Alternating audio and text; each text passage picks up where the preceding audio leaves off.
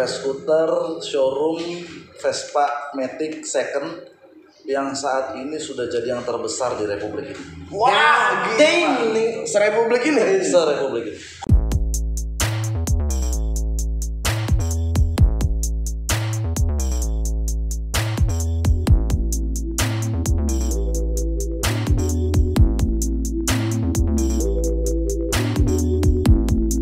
What's good, blessed people? Balik lagi bersama gua Ezra Dan gua Afif.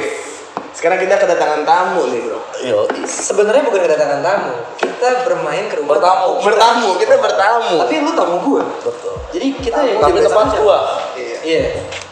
tempat gua, tapi gua sebagai tamu lu. Iya. Di channel kita Bless the House. Tetap di showroom kita Fast Scooter. Mantap.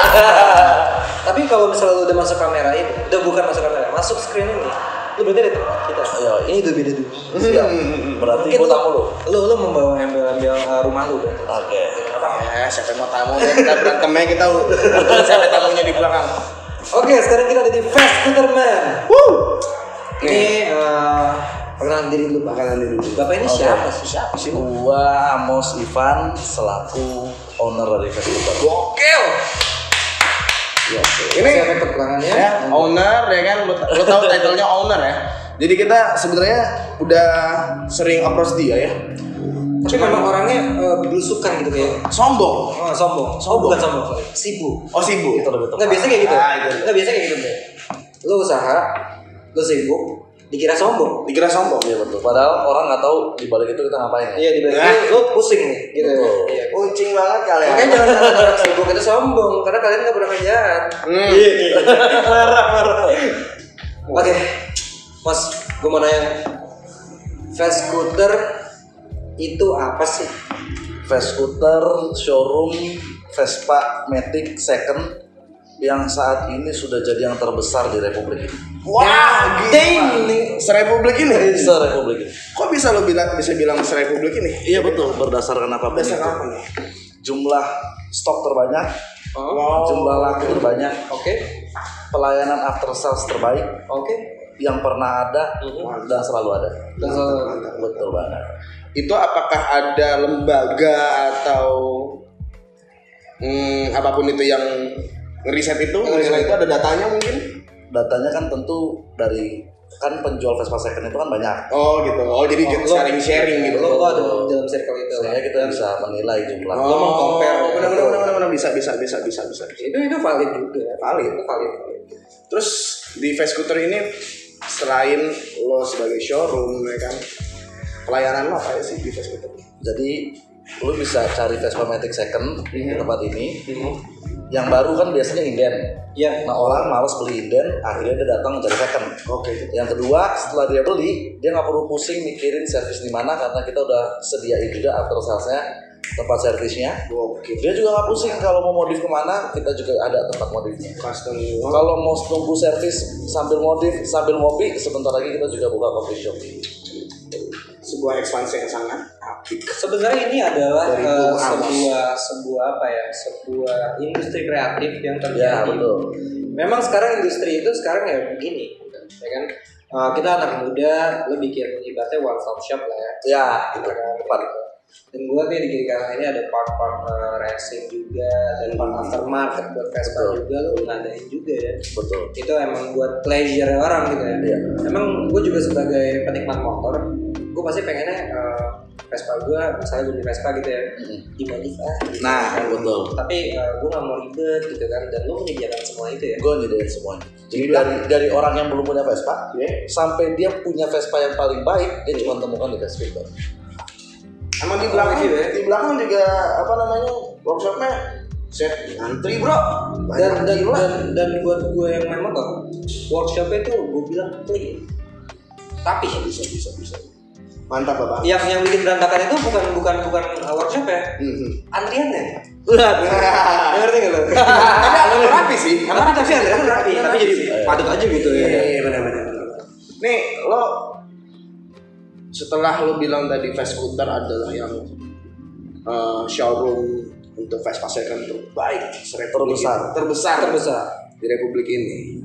history gimana? Lo bisa ngebangun fast scooter nih? Oh panjang. Panjang. Coba diceritain. Dari kapan lu mulai fast scooter ini Cerita. sampai sekarang? 2016. 2016. Mulai 2016. Ini panjang banget ya. Bagaimana? Jatuh bangun perjuangannya sampai di titik ini, karena gue yakin juga kalau semua orang yang maju dia tidak mungkin berpikir sebelumnya dia di titik tersebut. Setuju Bung. Gak nyangka gitu ya? Gak pernah nyangka. Nyangka. Dan siapapun orangnya pasti sama kok. Dia nggak mungkin menyangka di titik saat ini dia berada di. Ada film bareng mau ya. Ya itu. Itu yang Drake. Kemudian kalau boleh tahu startnya gimana nih? Startnya berawal dari punya hobi, punya, gue jual, ada cuan. Berarti otak gue kalau gue jual 1.000, cuan kali 1.000. Bener, harus gitu dong. Terus lu jadi counting tuh, ketagihan lu. Iya, Oke, betul. ada ketagihannya juga. Yes. itu tuh dari satu-satu tuh jual. Iya, ada satu-satu. Lo sendiri sebelumnya. Sendiri Maaf banget. ya Pak, Sendiri ini banget. ada yang saya suka di sini.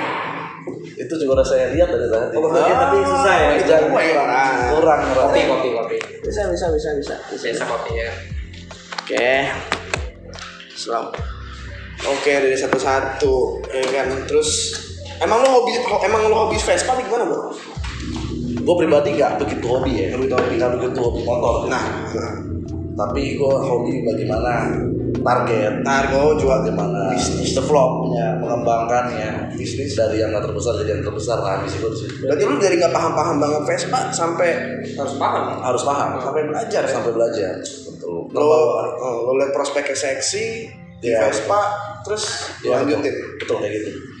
2016. Jadi gua garis besarnya lu adalah hobi memanage sesuatu hal itu. Ya, mendevelop bagaimana. Develop. Oke. Terus Kalau gue tahu lu umur berapa? 25 gue tau. 25. 25 bre, udah kayak begini. Dengan predikat apa tadi? Terbesar showroom Vespa Matic second terbesar di Republik 25 Indonesia. tahun ya. Buat lo yang masih pada main PUBG. Gak apa-apa sih sebenernya. Maksudnya buat lo yang Lanjutkan. masih jajan ke PIM, Masih rebahan, minta mama gitu ya kan. masih rebahan. Mikir aja bro. Jangan mikir Mikir aja. Terus sampai akhirnya lo memutuskan untuk oke, gue harus growing bigger nih. Ya. Itu gimana tuh sampai lo udah punya offline store sendiri? Awalnya kan lu yang tadi kan lu bilang katanya gue beli, gue punya, lu jual ternyata cuan. Iya. Lu pulang lagi lu ketagihan sampai tiba-tiba lu berpikir gimana kalau gue kembali jadi sebesar ini gitu. Itu titik balik gimana? Kalau itu ceritanya ya. sebesar ini kan itu berjalan kan. Ah, On proses gitu kan. Kita pengen dengar cerita Tapi, itu. Gua hobi banget sama kerja keras gitu. Jadi justru kalau satu hari gua nggak kerja keras itu rasanya kayak ada yang. Jadi gua ketagihan. Workaholic lo. Iya betul. Gua ketagihannya bukan mungkin kalau zaman itu 4 tahun sebelumnya anak-anak teman-teman gua masih nongkrong. Gua justru ketagihannya mungkin gua akan nongkrong tapi cuma 15 menit waktu nongkrong gua. Habis itu Sisanya 24 jam kurang 15 menit gua gunakan gua untuk bekerja. Makanya nggak pernah berpikir sebesar ini karena kita lalui hari demi hari itu nggak kerasa gitu. Karena apa yang gue lalui memang hobi gue. hobi lo gitu, passion lo.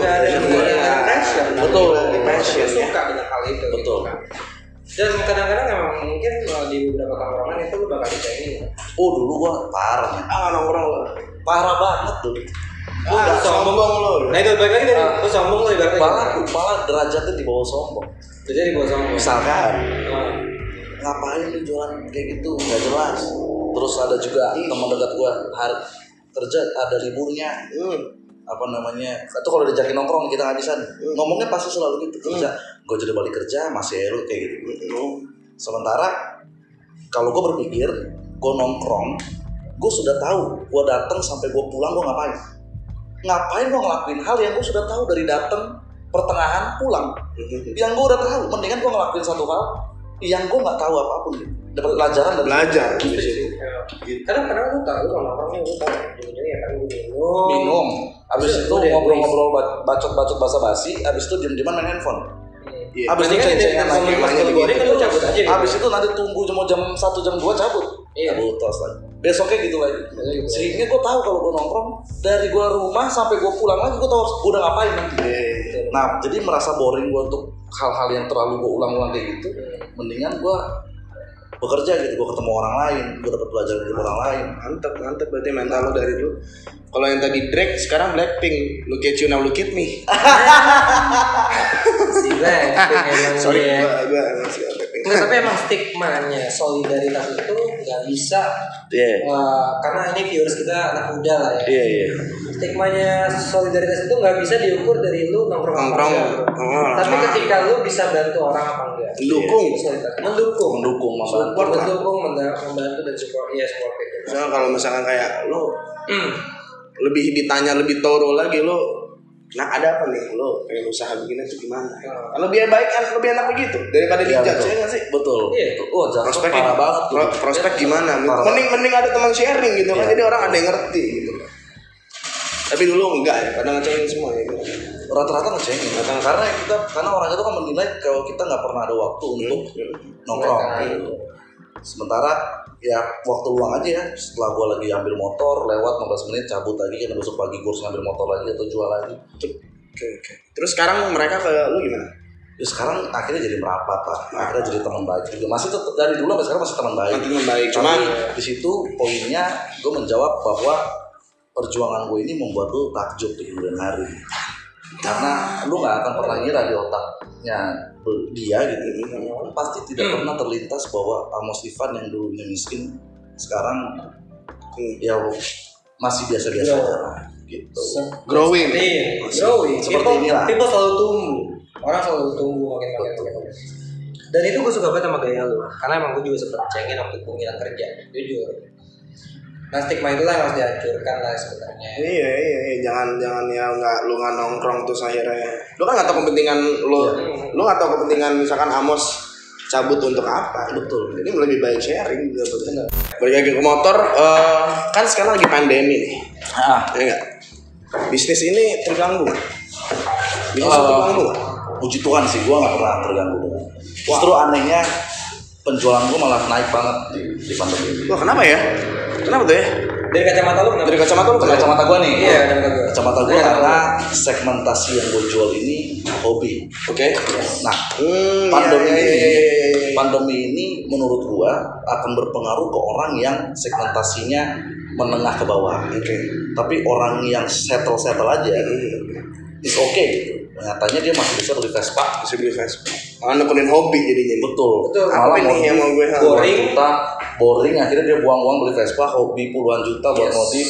Masih ada dan masih banyak orang yang ternyata dari pandemi ini nggak terlalu berdampak lah. Make sense. Dan itu alasan kenapa kita juga memilih Vespa sebagai narasumber kita. Karena kita sebagai Blast the House ini juga mengedepankan benar-benar yang namanya industri kreatif balik lagi itu.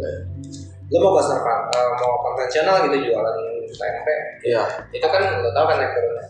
Betul. Tapi di sisi bro, bisnis baru yang seperti ini kan maksudnya orang jarang kepikiran bro, jual motor second. Tapi yang hobi ada untungnya nggak ya? Orang kan pasti bertanya-tanya seperti itu, benar nggak? Nah, inilah contoh realnya ya gitu ya. Yang berhasil, ini hitungan kacamata gue tuh berhasil. Ya masih berjuang lah. Masih berjuang lah, harus tetap lah ya. Iya betul. Tapi pasti achievement itu kan pasti ada tahap ya. Iya betul. Gue sampai sini, oke, tinggal gue naik ke level selanjutnya, gitu kan. Tapi di level ini tuh orang pasti udah awesome kalau gitu. Ya, gue pandangan orang kan beda-beda ya. Iya beda. Kalau gue pribadi ya gue masih berjuang. Masih belum bisa, masih haus, masih lapar, masih loh. Gue aja patokan gue kayak gitu loh.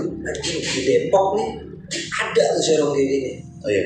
Biasa gue harus ke Jaksel kayak gini-gini. Iya betul. Dan ternyata stoknya lebih banyak daripada mereka. Gue kaget gitu. Ya kan? Justru itu yang pengen gue kembangin gitu. Bahwa di Depok ini nggak cuma di Jakarta lah. Nggak cuma di Jakarta lah. Harus. Di Depok lo mau cari modifan sampai puluhan juta pun, kita juga ada di Depok gitu. Oke. Lo mau cari Vespa jenis apapun, hedon kayak apapun, kita juga ada. Jadi nggak harus patokannya ke Jakarta gitu. Kalau gue boleh tahu nih, balik lagi ke seputar bisnis lo ya. Range tahun motor yang lo bakal tampung itu dari tahun berapa aja? Gue semua varian Vespa sih dari tahun 2012 sampai di 2020 ini gue. Yang penting Vespa Matic. Betul, yang penting Vespa Matic. Oke. Lo sejauh ini dari 2016 ke 2020 tantangan atau tragedi atau kejadian berat ini sisi seru. Iya. Gue pengen tahu jatuh bangunnya. Pas kapan tuh jatuhnya? Pas paling jatuh di mana nih lo pas lo ngebit Vespa scooter ini? Gua 2016. 2016-nya? 2016-nya? Iya, betul. 2016 akhir. Kan gua mulai pertengahan ini di akhirnya. Oke. Berarti itu benar-benar ketika lu baru mulai lu nggak mau struggle gitu ya? Struggle banget. Itu titik terendah dalam hidup gua. Apa itu? Jadi gua mulai nih, udah berkembang, yaitu kenakalan remaja. Karena kenakalan remaja menyebabkan gue itu dulu minus 120 juta. Minus tuh 120 juta.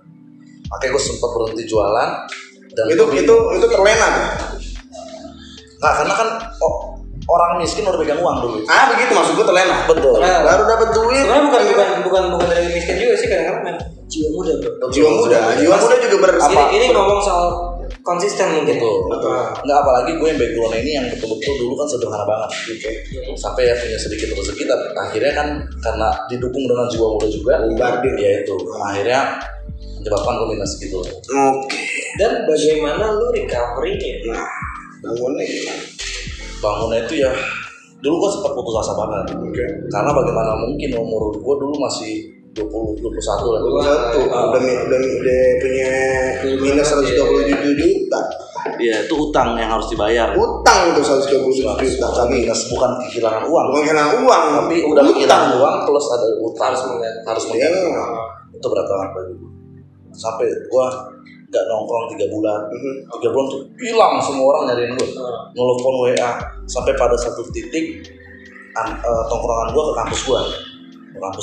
Sahur. Terus akhirnya ketemu sama gue dimotivasi lah untuk lo berani berbuat, lo berani bertanggung jawab, lo harus memulai. Karena kalau nggak lo mulai, nggak selesai masalah yang baru buat. Ya akhirnya gue pelan-pelan bangkit di situ. Tapi mungkin ini agak, kita boleh nggak sih kita sharing-sharing cerita-cerita masalah anak muda lah. Iya. Pasti lo ada sempat perasaan-perasaan untuk kayak gue agak sedikit lari lah gitu. Ada nggak? Lari mana nih? Dari masalah itu? Ada lah. Ada ya, ada gue mikirnya bukan lari. Gue mikirnya utang gue gede banget. Kalau utang gue 2 juta gue bisa lunasin. Iya. Tapi kalau utang gue gede 120, ini gimana nih? Ini berat banget bagi gue. Karena gue mau dapat uang dari mana? Iya. Nah itu. Pasti kan anak muda kan melewati yang pelarian itu bukan lari dari utang, maksudnya kayak lu hancur gitu. Malah adiknya gue pada saat gue hancur utang itu jadi bikin gue tuh malas berkomunikasi sama siapapun. Sampai 3 bulan. Sampai kenakalan remaja itu pun nggak kepikiran. Kayak orang gila masih depresi. Karena tingkat lu memiliki tekanan dalam pikiran yang paling tinggi itu ketika lu betul-betul ke depresi, bukan malah ke hal negatif. Tapi sampai membuat tuh bengong doang diam di rumah itu gila. Binder dan dead. Paham. Itu gue gila banget. Diem aja. Nggak ada aura untuk hidup aja. Nggak ada ngerasain apa-apa. Iya betul. Kalau mau area esok juga ngapain? Udah 6. Iya betul. Kayak gitu. Udah kebas. Ngerasain apa-apa nggak mau. Betul. Terus habis itu lu otomatis lu akhirnya keluar dari. Karena motivasi. Utang itu dari motivasi. Iya betul. Kemudian lu lanjutin lagi, gue pinjam uang lagi ke nyokap gue. Gue lagi. Hari gue janji bahwa gue pasti lunasin waktu 1 tahun. Gambling itu yang diperlukan sebenarnya. Gambling itu diperlukan. Tapi benar-benar gambling untuk tujuan yang jelas ya. Tujuan yang jelas dan juga harus terukur. Mainnya harus mantap. Iya betul. Akhirnya terlunasi 120 juta, kemudian modal pinjaman dari nyokap lu terus 1 tahun lunas. Nah kalau tahun lunas. Nah itu kan gila men. Gue tahu sebenarnya bahwa 1 tahun ini akan lunas. Tapi yang gue nggak mampu adalah gue lelahnya setengah mati 1 tahun tanpa hasil 1 perak pun. Karena tujuan pelunasan itu kan lunasin kan. Iya. Jadi yang bikin gue berat adalah untuk melangkah. Berat banget gue bayangin 365 hari di lelah yang sebegitu lelah. Kayak gitu itu yang membuat gue anjing berat banget. Makanya gue memilih untuk bengong di rumah aja. Kayak orang stres banget. Dan untuk membuang ya udahlah gue bisa lagi habis ini. Dan ada cara-caranya kayak ada waktu-waktunya ketika lu anjing bingung harus gimana nih. Enggak, terus sampai yang lu dari bingung sampai akhirnya kayak udah iya itu betul. Karena gue udah gak bisa bayangin, lelah banget. Kalau gue, karena lu bayangin aja, anggap aja lu kerja di kantor 1 tahun lu gak dibayar 1 perak, kan itu berat. Iya. Gitu, apalagi dulu perjuangan lu kan ngelebihin orang kantor, kerja bisa sampai 18 jam tiap hari, itu gak ada libur. Terus kita bayangkan bahwa kita gak ada hasil 1 tahun itu. Nah itu yang akhirnya tapi kalau dilalui kan berlalu juga gitu. Makanya kan kalau ada kata orang gini kan, ibaratnya lu baru kerja aja, lu terima gaji lu, nikmatin dulu supaya lu gaji lu di kemudian. Betul. Nah ini lu buat itu semua tuh. Iya betul. Sebab tanpa hasil apapun, tapi capeknya ngelebihin orang kerja di luar sana. Nah, tapi karena masalah itu lu jadi terpukul seperti ini. Ya, karena itu yang mungkin yang Tuhan bentuk gitu. Benar. Dia mengizinkan ada hal negatif yang terjadi, di balik itu mentalitas kita, karakter kita itu terbentuk dari situ. Karena kalau lu nggak punya masalah, lu nggak hidup. Itu betul. Nggak punya masalah lu nggak hidup. Terus itu tadi kita bahas tentang momen jatuhnya lu banget. Momen ketika lo kayak udah oke, let's go. Gue cinta nih sama fast food, gue akan lanjut terus sampai lu ngerasainnya yang tadi lu bilang lo aus terus. Itu gimana? Dari awal momen itu adalah dari awal menurut gue. Karena dia tadi balik lagi, orang itu beda-beda. Nah, gue salah satu orang yang gue malah mencintai pekerjaan, mencintai gue bekerja keras. Makanya sampai detik ini pun gue bekerja melebihi karyawan gue bekerja. Karena enak sekali, aku setuju. Iya betul. Itulah. Jadi melebihi Lo juga pasti pengen bikin iklim di kantor lo ini semua orang kayak gue dong. Iya betul. Karena itu standar operasional. Betul. Standar yang gue menentukan karyawan gue seperti gue atau tim gue seperti gue bukan karena kepentingan gue. Karena gue tahu hal ini akan menyelamatkan lo di kemudian hari. Bro, bedanya bos sama leader. Nah itu. Itu adalah ketika lo punya bawahan, tapi lo nge-manage hidupnya mereka supaya upgrade. Betul. Dan the flow lo ini gue itu bukan bagus-bagus ini ya. Ini omongan lo leader. Iya, karena lo memimpin si tim fast fooder ini untuk menjadi lebih baik. Betul. Ya, beberapa kali gue main kesini juga Amos tuh nggak ada gitu. Paling terakhir lah. Emang sebenarnya yang tadi dia sibuk nih, sebenarnya mah ada orang ya. Cuma yang tadi dia bilang nih, gue kerja aja kadang-kadang lebih karyawannya dia. Itu dia, kan gue harus menghargai waktunya dia. Nah sekarang nih, ini aja gue paksain luang nih. Mas luang dong. Ayolah kita ngobrol gitu. Susah ya. Bung Amos. Mas. Record sales dari 2016 sampai 2020. Record sales lo paling tinggi setidaknya atau per tahun lah atau per bulan lah. Gue biasa bagi per bulan sih. Bagi per bulan. Target lo yang paling target mantap. Target atau target dulu. Coba kita tanya target dulu. 120 unit terjual. Per bulan kan? Per bulan. Oke. Habis itu habis target kayak gitu. Gue ganti dulu ya, sorry. 120 1 bulan. Dan itu shit deh. Banyak banget. Enggak lu jujur gue sempet kayak showroom Piaggio gitu ya. Itu showroom Piaggio kayak 40. Iya, makanya maksudnya dia aja bangkrut gitu. Maksudnya banyak yang tutup gitu. 120 itu target. Rata-rata yang terjual selama ini 80. Oke, masih 80 bro. Cuy. Gak jauh. Rekor yang paling tinggi. The best mana 100. Jadi sebenarnya belum mencapai target, tapi udah tipis. Kan namanya target ya. Namanya juga target. Pasti selalu di atas realita. Betul. Ya 100, ya 20-nya kan bisa terjadi karena force major atau apa ya kan. Men tapi 80. Ya, lumayan lah. Aja kan tadi gue bilang gue diem dulu. 80 gue rolling dulu. 80 belum jualan, belum spare part, belum custom. Lu modif segala macam, service. Itulah expert. Dan dia tipe pengusaha yang membuat nyaman customer. Oh iya dong. Tadi kan gue sedikit mantau, gue pantau kerjaan lu gitu. Anak-anak lu. Iya.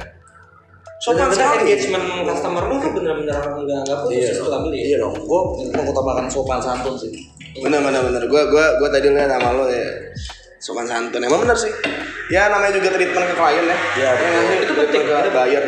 Jadi bahkan bukan hanya ke klien, ke semua orang kan. Semua orang, sopan ya. santun. Dibiasakan seperti itu Dibiasakan supaya ya begini kan. Lo kan bosnya, lo sopan santun, otomatis harusnya di bawah-bawahnya. Ya harus betul. ikut Makanya yang sih. saat ini pun tim gue juga menurut gue untuk customer, untuk ketemu orang itu sopan Relationship-nya santun. mantep ya. Makanya gue suka banget sama gaya lo nih.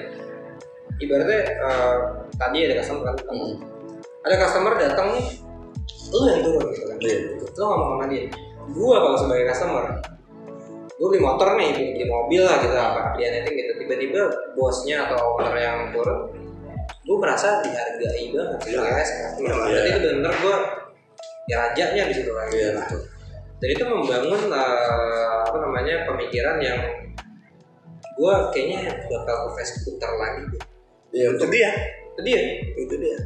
Tapi ini bukan strateginya dia, emang udah benar-benar karena dia terbiasa seperti itu. Iya betul. Dan menurut gua mau bisnis nggak bisnis, sopan santun itu kan penting. Betul sekali.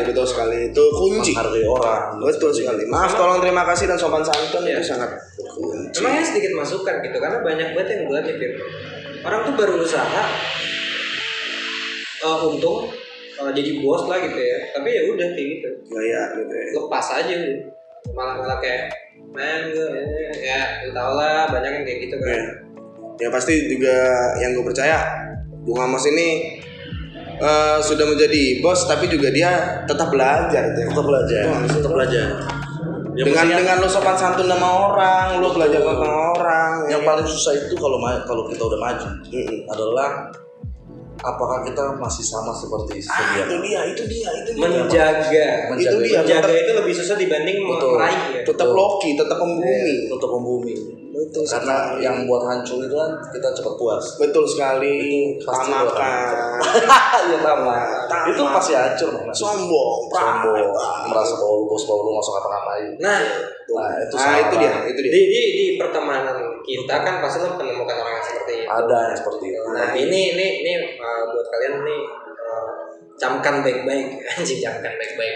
Nggak maksud lu tiru lah orang yang seperti Amos gitu loh, yang jangan gampang puas dengan hasil yang udah ada gitu. Bener kan? Ngomong-ngomong soal pertemanan, karyawan lo banyak teman-teman lo juga kan? Banyak beberapa. Iya nggak? Tuh, itu dia. Tadinya nongkrong, mungkin ada yang ngecengin lu nggak nongkrong, jadi kerja. Iya. Ya kan? Ya semua. Tapi itu sebenarnya nggak apa-apa. Nggak ada masalah.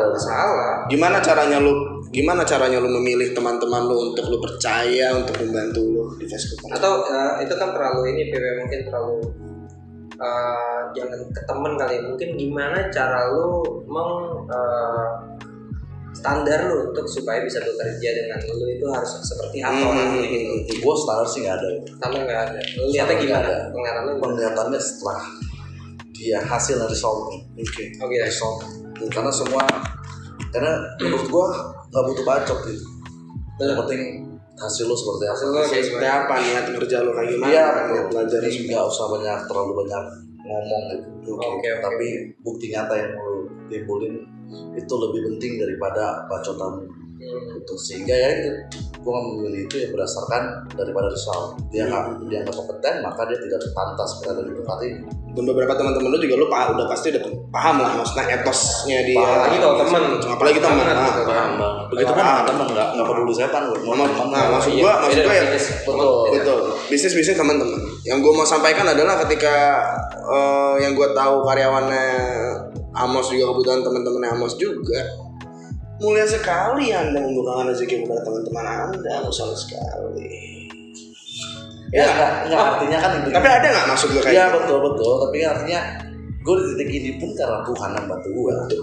Lalu mungkin Tuhan yang bantu teman gue. Betul. Melalui seperti itu. Bagi rezeki. Betul.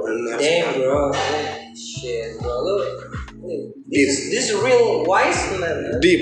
It's kind of Yes. deep bro. Shit. Muncrat. Kata nih. Oke. Ada berapa karyawan? Total. Lo udah ngidupin berapa orang? Udah hidupin berapa orang? 30. 30. Umur 25 tahun kasih makan orang 30 ekor. Apa tuh orang? Biji. 30 manusia atau 30 jiwa. 30 jiwa. Benar. Biji. Oh ini cuy, gue baru inget. Primavera Sean Waterspoon. Bisa nyampe ke sini ceritanya bagaimana? Dia modif. Kalau itu konsumen modif. Oh konsumen modif dia beli sendiri. Oke. Lalu kan gue sediain aftermarket. Akhirnya dia mau modif Vespanya, ya dia bawa ke sini. Kita jemput pakai towing, kita modif, kita antar pulang pakai towing. Oke. Alasannya kenapa dia mempercayakan motor mahal itu kepada customer? Oh tentu dong, karena nama yang kita sudah bangun, brand awareness yang sudah kita bangun bertahun-tahun, maka orang kan nggak ragu untuk titipin barangnya. Betul, mekanik kita pun lulusan Piaggio yang udah bertahun-tahun yang gue rekrut. Iya. Sehingga ya orang nggak mungkin khawatir didukung dengan brand awareness. Iya. Seberapa itu? Betul. Customer satisfaction leads to repurchase, leads to awareness, leads to engagement, mouth to mouth, mouth to mouth. Iya. Nih Vescooter nih, ini bagus nih. Yang buat dari Vescooter ini adalah bukan cuma bisnis anak muda yang suka Vespa lalu menjual Vespa dan sok bisa memanage itu gitu, tapi emang benar-benar Amos ini membuat bisnisnya itu supaya proper. Emang ahli-ahlinya. Emang ahli yang diambil gitu. Jadi nggak salah kalau lu beli motor sini. Nggak salah. Ini Instagramnya. Ini kalau salah kalau lu beli motor di luar. Nah, salah. Ngapain di luar, di sini aja. Ya kan, apalagi anak-anak, apalagi khususnya warga-warga Depok mungkin yang tadi harus warga Depok apalagi warga Depok. Apalagi warga Depok, bro. Ngapain jauh-jauh? Mau beli baru nggak bisa. Mau beli second yang paling bagus juga Vescooter aja, bro. Gue pribadi yang anti banget beli barang baru. Gue nggak tahu kenapa.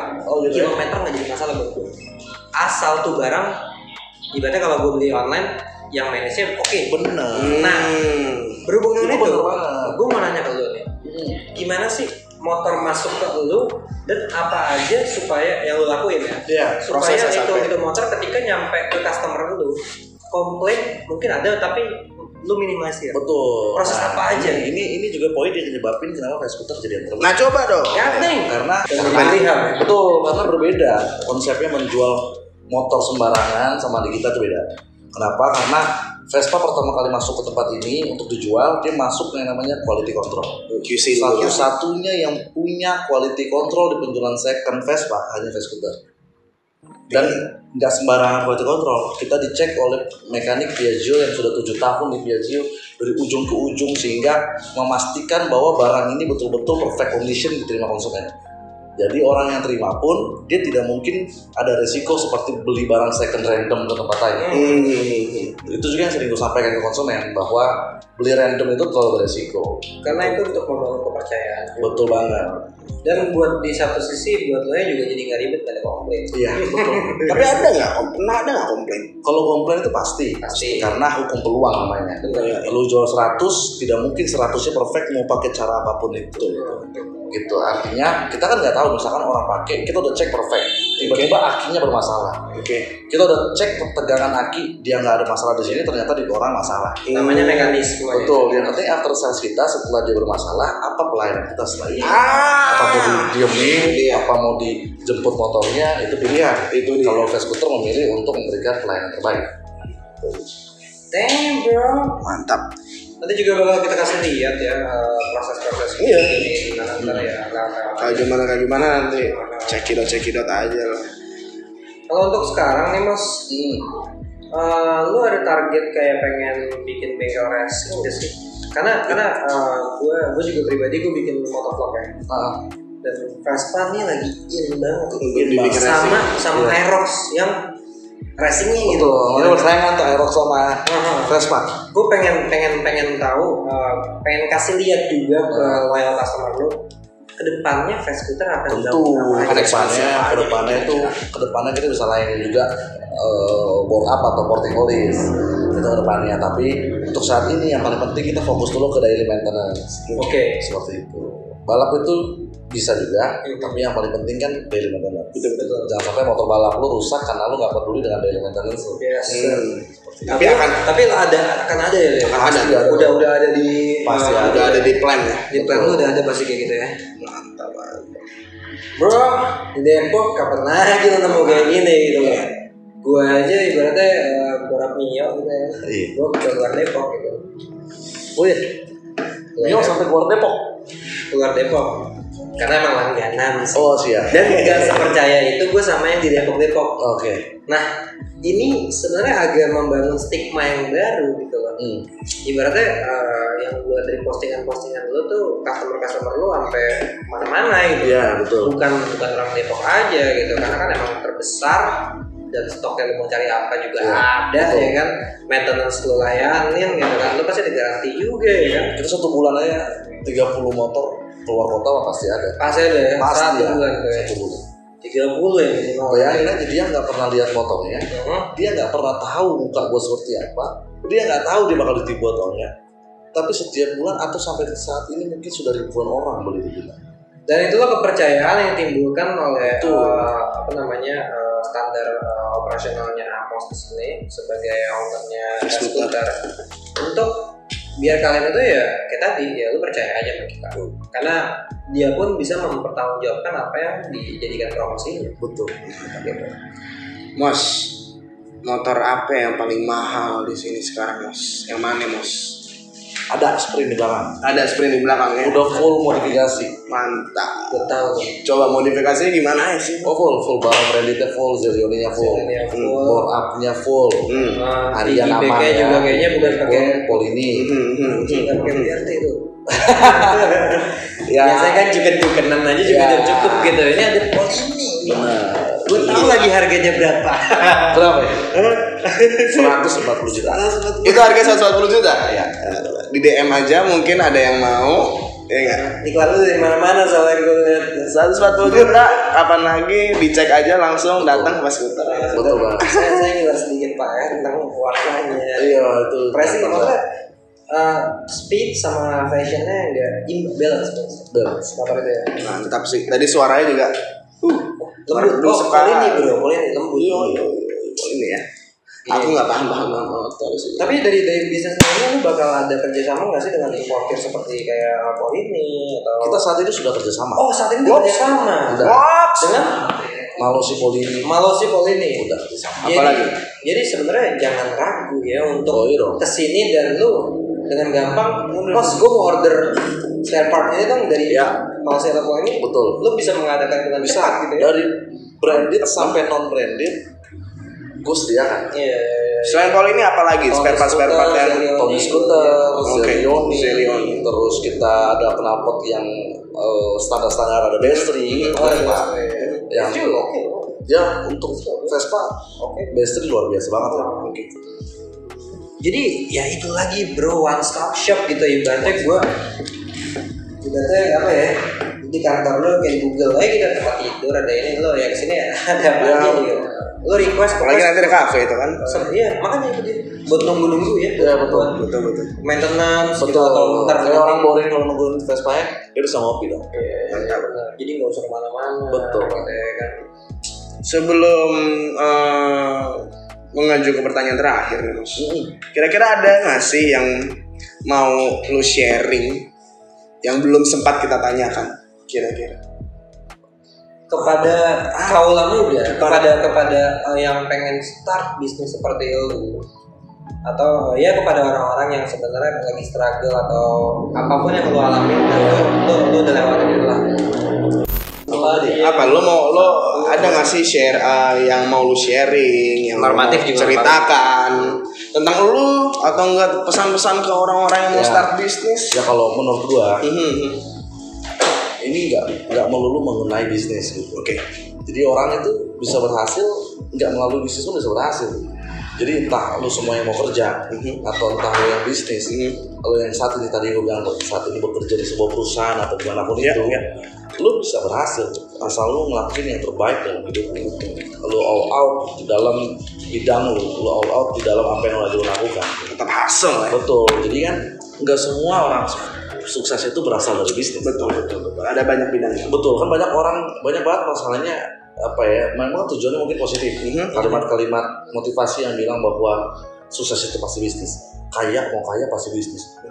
Perjuangan. Iya betul, akhirnya mendiskreditkan bagaimana saudara-saudara kita yang saat ini bekerja. Padahal belum tentu semua sukses itu dari bisnis. Yes, karena ibu gue pribadi menghidupi gue seorang diri dari bekerja. Gitu kan, dia punya beberapa lain gitu kan ya, maksud gue nggak susah tuh hidupnya gitu. Jadi sebenarnya yang ini juga sebenarnya semangatnya yang pengen yang dibulkan gitu penting adalah kita ini harus menjadi yang terbaik di posisi kita apapun itu saat ini. Kalau mahasiswa harus jadi yang terbaik. Lu pembisnis di bidang apapun harus jadi yang terbaik. Lu bekerja, lu harus menjadi karyawan yang terbaik di seluruh karyawan yang ada. Itu kan pemenang. Benar, itu pemenang. Itu kaum pemenang. Betul, itu aja sih. Langsung pertanyaan terakhir aja deh.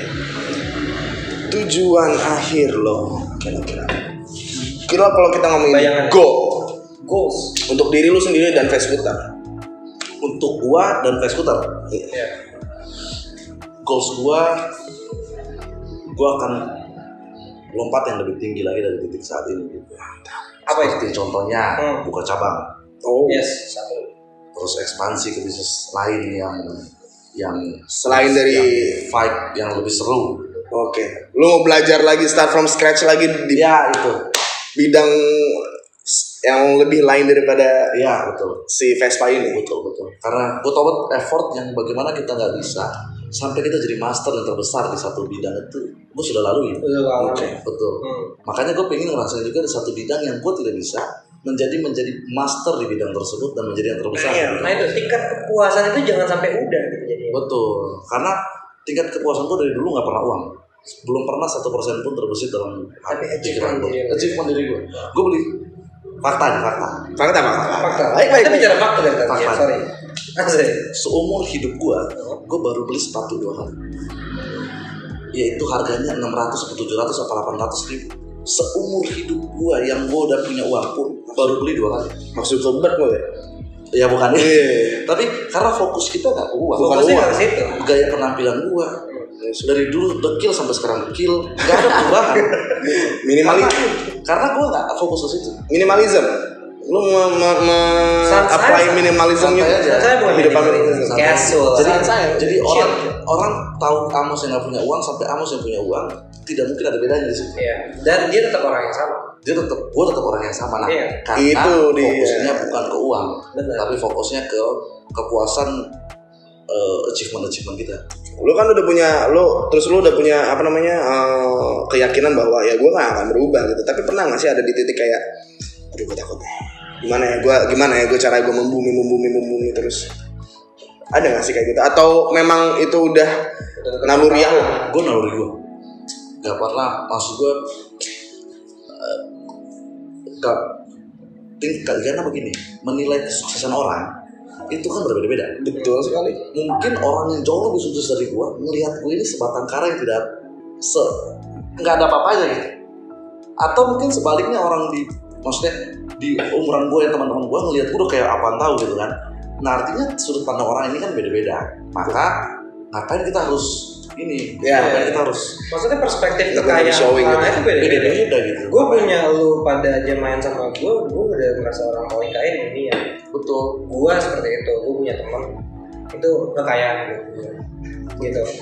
Dan semua orang itu berbeda-beda ya. Betul. Jangan dipatokan lo kaya begini gitu. Betul. Sehingga kan sukses itu harus betul. Nggak ada ya. Nggak ada kayak gitu. Makanya menurut gue motivasi itu nggak boleh uang menurut gue. Motivasi harus karakter. Kamu kita membangun karakter. Karena kalau nggak ada karakter lu nggak bakal. Gue ngajarin tim gue segitu. Jadi lu mau Tuhan kasih jalan seperti apa ke lu, kalau karakternya nggak tepat, lu akan hancur di tengah jalan atau berhenti di tengah jalan sebelum lu sukses. Tapi kalau karakter lu tepat dari jalur yang sudah Tuhan berikan, lu akan jadi juara di jalur itu. Gitu. Yes. Dan sebenarnya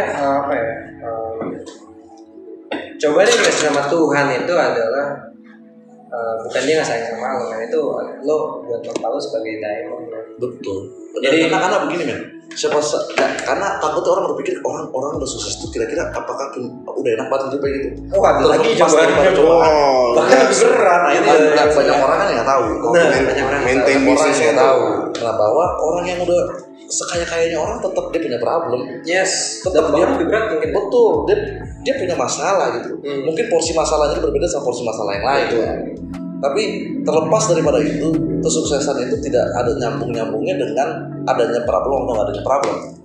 Gue yakin kok siapapun itu kan yang kaya pasti dia punya problem. Entah ada karyawannya yang diandalkan resign akhirnya goyang untuk urusan problem. Itu yang kemarin aja Dia tetap kaya tapi dia tetap punya problem sih. Iya, ada bos bunuh diri tuh yang dari Rossi. Nah itu kan dia punya problem. Dibilang bos fashion retail lah di Roxy yang segala macam kayak gitu, tiba-tiba dia sama itu dia loncat kan. Ya itulah men, maksudnya buat kalian semua anak muda khususnya yang ingin menjadikan jadi diri kalian untuk karakter kalian, tetap berusaha, ya kan. Apapun cobaannya itu lewatin dan hadapi gitu ya kan. Dan jangan keluar dari jalan lu kalau lu percaya itu benar. Betul. Itu betul. Karena ya perspektif kebenaran itu nggak mungkin yang salah dong. Pasti jalan yang benar itu lo harus terus terus. Oke, kalau kayak gitu ini sudah berakhir sebenarnya. Ya sudah terlalu lama ini perbincangan. Perbincangannya mulai sebenarnya asik gitu. Tapi nggak kerasa kali ya. Nggak kerasa. Tapi emang asik, sangat valuable kali konten kali ini. Dalam sekali. Ada isinya. Ada isinya. harus bro. Ada isinya. Daging semua. Daging semua lagi isinya dari tadi. Gak ada lemaknya bro. Ya kan? Emang kita ini nggak asal mengundang orang itu yang ece-ece. Anjir. Gue kenal Amos dulu, tapi kita nggak berteman yang terus berteman, tapi kayak ngelihat Amos yang sekarang, buset, what a great man he is, man. Okay, this is our special guest Amos from Fast Scooter. We are Blast Dolls. Gue Ezra. Gue Afif. Gua Amos. Stay blessed. Thank you. And Thank you. goodbye.